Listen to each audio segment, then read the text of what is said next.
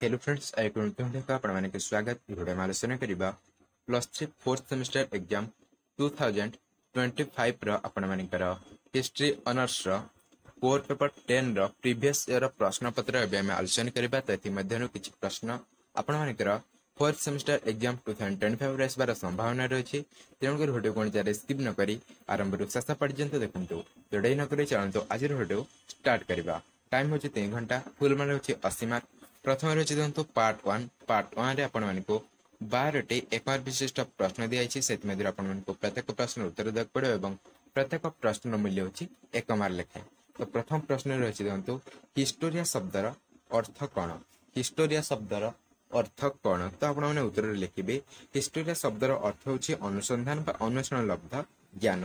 तापर प्रश्न number B रे रही किए कही इतिहास होची विज्ञान उणा नुहे कि अधिक नुहे। किए कही इतिहास होची विज्ञान उणा नुहे कि अधिक नुहे। तो यार उत्तर होची कौन ना जे बी बरी यह कही। प्रश्न नंबर सी रे अछि एपिग्राफीर अर्थ कौन।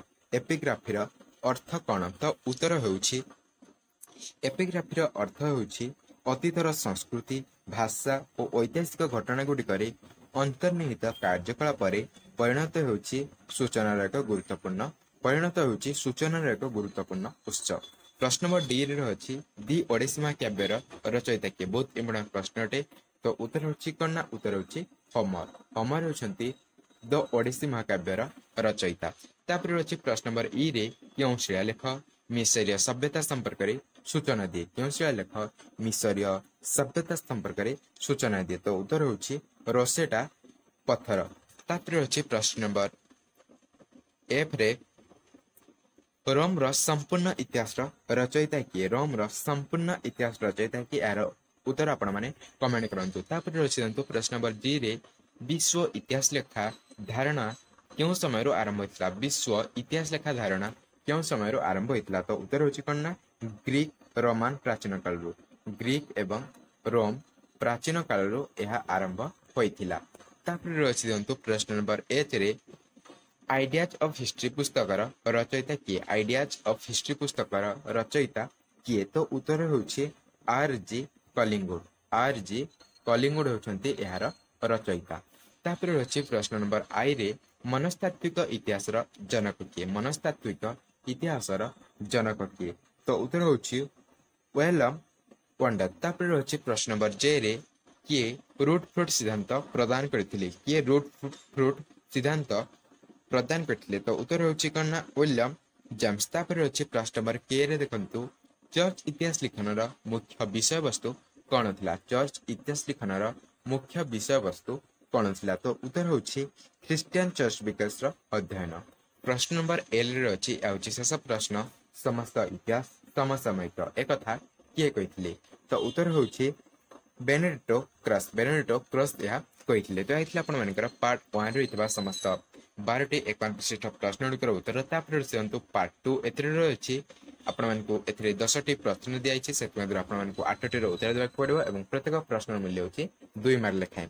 तो प्रथम प्रश्न रे अछि दंतु ई.एच. कारंक द्वारा दिया जायतबा इतिहास संज्ञा कोन। ई.एच. कारंक द्वारा दिया जायतबा इतिहास संज्ञा कोन। तो आपण माने उत्तर रे लिखिबे व्हाट इज हिस्ट्री पुस्तक रे ई.एच. कार कहिसंती इतिहास होछि ऐतिहासिक ओ तार तथ्य मध्य असरंती कथोपकथन जाकी अतीत और वर्तमान मध्य प्रभावित। तापर अछि प्रश्न नंबर बी रे सामाजिक इतिहास कोन। सामाजिक इतिहास कोन।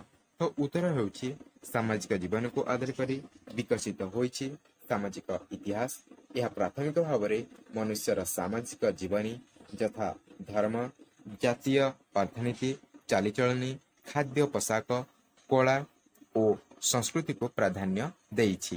तापर रही अछि देखंतु प्रश्न नंबर सी रे टासिटस द्वारा रचित इतिहास केउ उपादान उपरे आधारित थिला। तो उत्तर होछि अतीत को। तो यार उत्तर होछि तापर रही देखंतु प्रश्न नंबर सी। प्रश्न नंबर सी रे अछि इतिहास रो दुई गोटे मूल्यवान वर्णना कर। तो उत्तर होछि अतीत को शिखिबा एवं जटिल चिंताधारा दक्षता विकास करी वर्तमान को भाविबा हेउछि इतिहास दुईटी मूल्यवान। प्रश्न नंबर डी रे अछि टासिटस द्वारा रचित इतिहास केउ उपादान उपरे आधारित थिला। तो उत्तर होछि श्रेणीर रेकर्ड एवं सार्वजनीन रेकर्ड। प्रश्न नंबर ई रे अछि सेंट अगस्टाइन किए। सेंट अगस्टाइन किए। तो उत्तर होछि कोन ना उत्तर होछि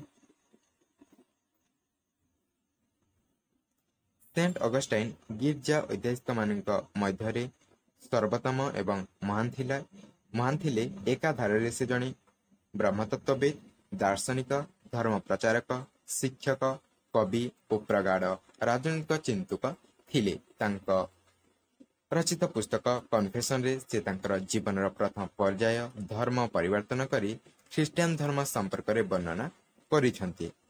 तांकर महान पुस्तक सिटी ऑफ गॉड आधुनिक ऐतिहासिक शैली रे रचित होइछि। तापर रचित प्रश्न नंबर एफ रे हेरोडोटस को कहीं इतिहास जनक भाव में अभिहित करा जाए। तो उत्तर होछि कोना उत्तर होछि ख्रीष्टपूर्व 5th शताब्दी रे हेरोडोटस प्रथमे इतिहास लिखा परंपरा आरंभ करथिले। तेणु तांको ग्रंथर नाम होछि हिस्टोरिया। या थिला मानव जातिर प्रथम इतिहास। जेहेतु से प्रथम करे इतिहास लिखा परंपरा को आरंभ करथिले तेणु करी तांको इतिहास जनक भाव में अभिहित करा जाय थाय।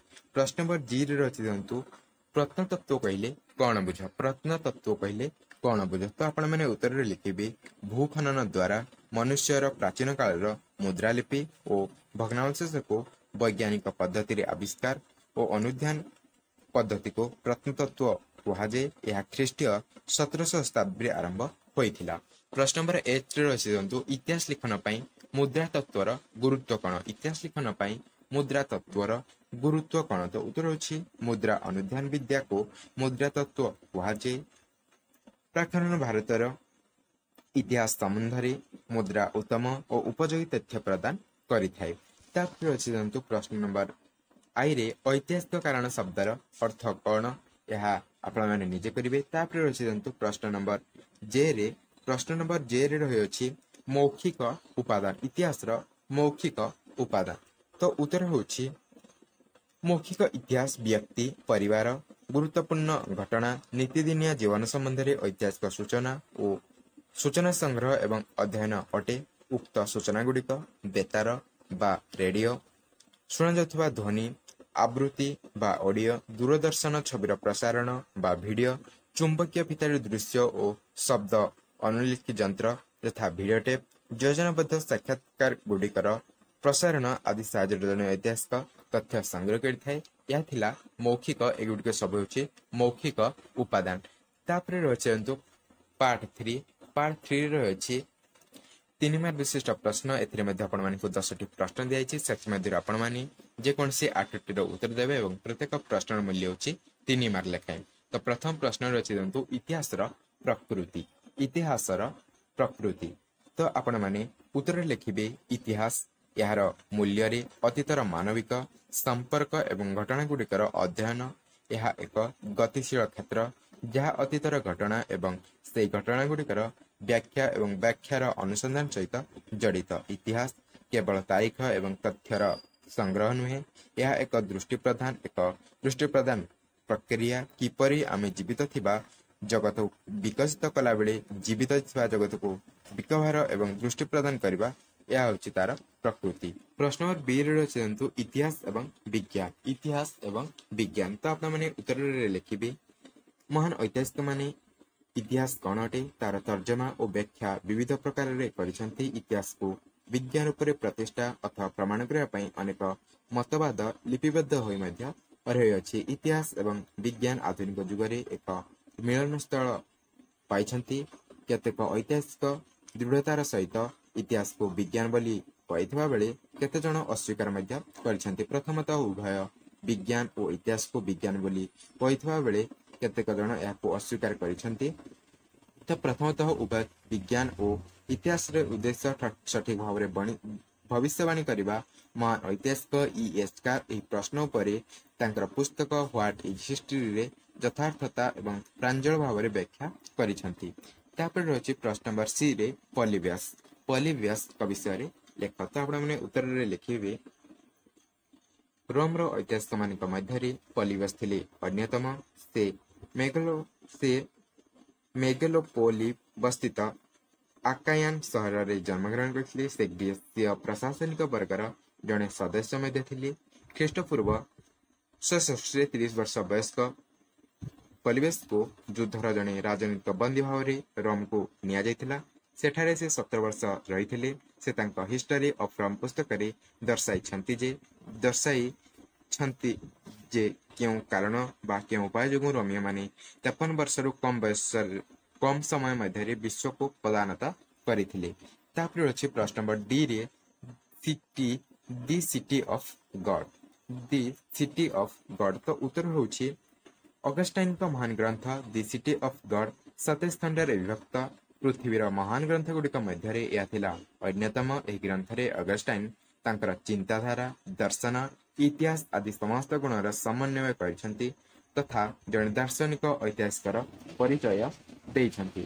ତାଙ୍କ ମତରେ ରାଜ୍ୟ ମନୁଷ୍ୟକୃତ ହୋଇଥିବାରୁ ଏହା ଏକ ଅନିଷ୍ଟକର ବା ଅପ୍ରୀତିକର ଅଟେ। ଭଗବାନ ଗିର୍ଜା ସୃଷ୍ଟି କରିଛନ୍ତି ଯାହାକି ଭଗବାନଙ୍କ ସହର ସିଟି ଅଫ୍ ଗଡ୍ ଏବଂ ସ୍ୱର୍ଗୀୟ ରାଜ୍ୟ ଅଟେ।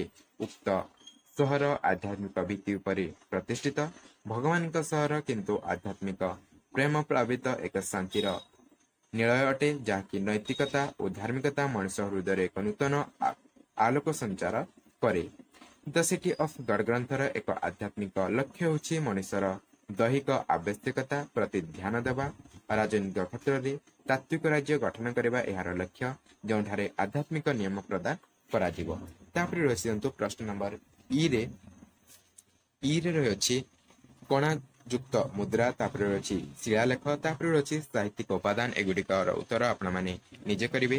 ତାପରେ ରହିଛି ତଥ୍ୟ ଗୁଡ଼ିକର ଗୁରୁତ୍ୱ, ତାପରେ ଷ୍ଟୋଇକ୍ ମତବାଦ, ତାପରେ ରହିଛି ଇବନ ଖାଲଦୁନ। ତାପରେ ରହିଛି ପାର୍ଟ 4, ଏହା ହେଉଛି ଆପଣମାନଙ୍କର ଲଙ୍ଗ କ୍ୱେଶ୍ଚିନ୍। ଏଥିରେ ରହିଛି ପ୍ରଶ୍ନ ନମ୍ବର 4ରେ ଇତିହାସର ସଂଜ୍ଞା ନିରୂପଣ କର ଏବଂ ଏହାର ଅର୍ଥ ଓ ବୈଶିଷ୍ଟ୍ୟ ପ୍ରତିପାଦନ କର, କିମ୍ବା ଇତିହାସ ବିଜ୍ଞାନ ନା କଳା ଏହା ଆଲୋଚନା କର। এই ଦୁଇଟିରୁ ଆପଣମାନେ ଯେକୌଣସି ଗୋଟିଏର ଉତ୍ତର ଦେଇପାରିବେ। ତାପରେ ରହିଛି ପ୍ରଶ୍ନ ନମ୍ବର 5ରେ ଗ୍ରୀସ ଇତିହାସ ଲିଖନୀ ପରମ୍ପରା ଆଲୋଚନା କର, କିମ୍ବା ଚର୍ଚ୍ଚ ଇତିହାସ ଲେଖନ ପ୍ରଣାଳୀ ଉପରେ ଆଲୋକପାତ କର। ତାପରେ ପ୍ରଶ୍ନ ନମ୍ବର 6ରେ ରହିଛି ଇତିହାସ ଓ ନୃତତ୍ତ୍ୱ ବିଜ୍ଞାନର ସମ୍ପର୍କ କିପରି ବର୍ଣ୍ଣନା କର, କିମ୍ବା ଇତିହାସ ଏବଂ ରାଜନୀତି ବିଜ୍ଞାନର ସମ୍ପର୍କ ଆଲୋଚନା କର। ପ୍ରଶ୍ନ ନମ୍ବର 7ରେ ଅଛି ଇତିହାସର ବିଭିନ୍ନ ଉପାଦାନ ବିଷୟରେ ସମୀକ୍ଷା କର, କିମ୍ବା ଇତିହାସ ଲିଖନର ବିଭିନ୍ନ କାରଣ ତତ୍ତ୍ୱ ଆଲୋଚନା କର।